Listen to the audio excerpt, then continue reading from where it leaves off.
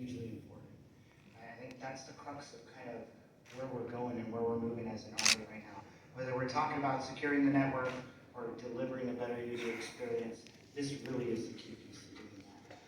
So I think what you're going to hear today, I would love to get questions on this because I think it's a big one for us is, what are those specific things that we're doing around unifying the network, really making that flat across the enterprise and delivering those services in a much more mature way.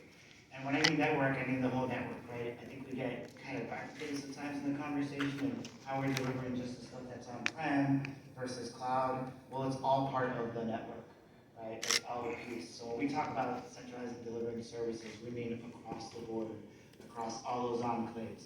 And a big thing of that is going to be right transformation, fundamentally rethinking some of the ways we do business and we deliver capabilities with kind of that hyper focus, not just on security, but on user experience, and really relooking, especially from a CIO perspective, where we have some gaps in our policy stuff, right, and some guidance that we can reshape, and where we can be forward-leaning, right? So issuing guidance maybe a little early to meet around things like DevSecOps or machine learning, but get enough out there so POs can move up a lot faster. And then the last piece that I'll end with, which Leander touched on it and folks were in a digital transformation discussion, is a really big push that we're going to be doing here in the next couple of weeks, focused around delivering software to the Army, right? So part of the base part of securing the user experience is the unified network, and then there's that next level up, right, which is how we in the Army deliver software.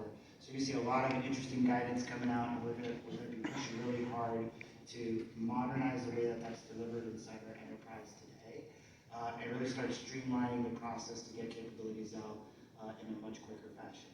That being said, I think I've said enough. Unless anyone wants to make intros, we can do questions, or if not, we can go straight to intros. Questions?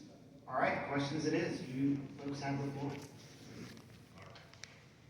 Hi, Mark Pomerleau with Defense Scoop. Given this push to the unified network now, how does that change network defense, especially on the tactical side of the house, right? I think we historically thought of network defense from an enterprise perspective with defenders and CPE. Now with a singular network, how does it change network defense at the tactical level, if at all? So it does. One of the things that we realized as we went on this journey of unified network was there was an issue with the level of complexity that civil soldiers were dealing with at the lower echelons, the BCTs going out to the National Training Center, and what they were faced with.